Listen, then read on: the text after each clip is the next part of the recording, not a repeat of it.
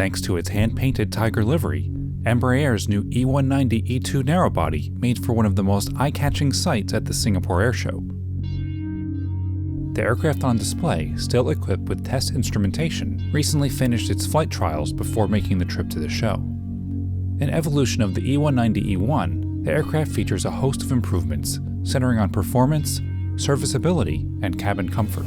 Well, the 190-E2 is actually, compared to the current E190, it's basically a clean sheet design, but with all the 20 million flight hours experience we had in the 190. So it's very different, in fact. So the engine, of course, is different. It's the Pratt & Whitney 1900 with 23 pounds of thrust compared to the 20,000 pounds of thrust of the current generation jets. Something that is very unique, I would say, is the new wing. So we have done a completely new wing for this aircraft, and it's not a regular wing. It's actually the most efficient wing of all single-aisle aircraft. It has the highest aspect ratio of any narrow-body aircraft. We also changed a lot of the systems to improve reliability and to reduce maintenance costs. So 75% of the systems were changed. Because of the wing has changed, the engine has changed, the landing gear is also completely new, so it has a trailing arm configuration which helps for maintenance, and it's a completely new interior with much more space for passengers to take their luggage on board. And we also brought some innovations like the staggered seat, which is something that you only see in wide-body aircraft. We brought to the small narrow-body aircraft. So actually the aircraft is basically completely new, completely different. The company expects imminent Brazilian certification, and launch customer Wideroe of Norway has scheduled first revenue service for April 24th. Embraer claims to have exceeded many of its original goals set at the program's start in 2013. Probably in the coming weeks we should have the certification of ANAC, which is the basic certification. And we expect it to, shortly after EASA and FAA as well, as we have been working on the 3 certification authorities simultaneously. Also, we are within budget, actually slightly below the budget for the program, the $1.7 billion that was initially estimated for the program. And more than that, we are delivering a better aircraft than what we expected. So in terms of technical specification, the aircraft is superior in terms of range.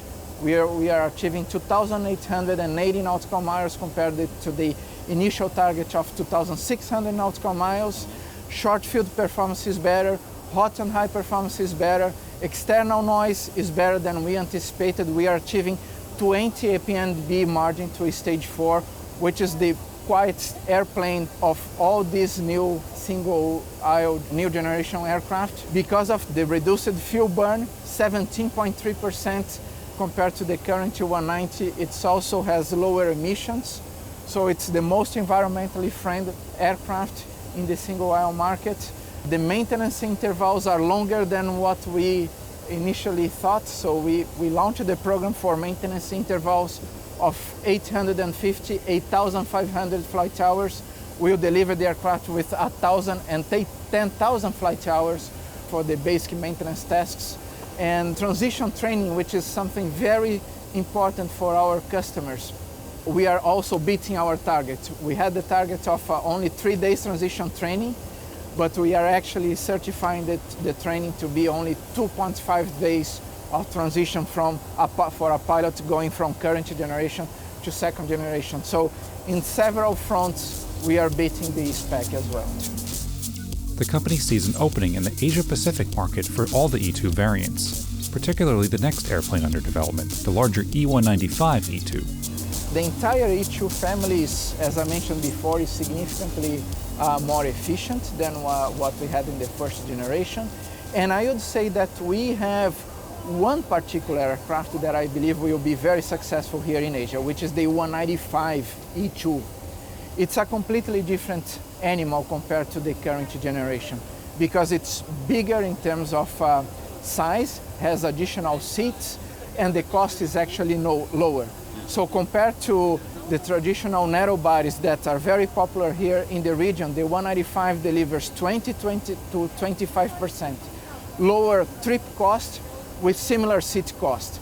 With that type of economics, the airlines can now go to markets with less competition, better yields, and then improve profitability. The market here in Asia Pacific has grown a lot, right? It has the highest growth rate in the world. However, the competition is very strong and the yields are very small, right? Very, very low.